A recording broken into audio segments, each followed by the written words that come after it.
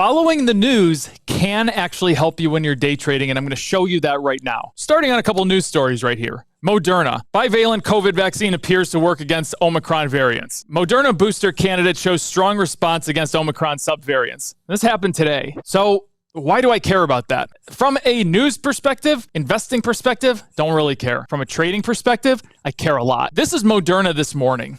Look at this run that has happened today. Let me actually find out what Moderna is up today. They are up 7.38% right now. So this is a 15-minute chart.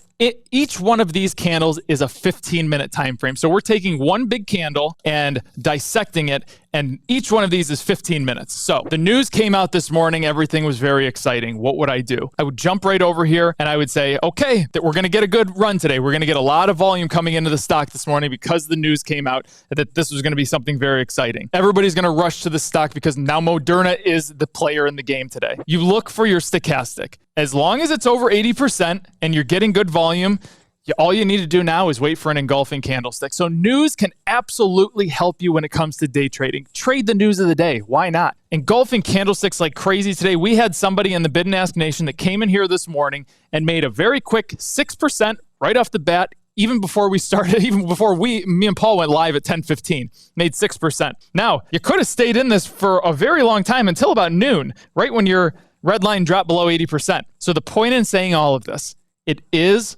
okay and it is beneficial to go and trade news. Look for the big news of the day. As it's not going to work for every company, but typically it works for these pharmaceutical companies. It works for a lot of retail these days, and it definitely works for oil. The more you understand, the less you are going to fear. Watch this next video. Catch you on the flippity flop.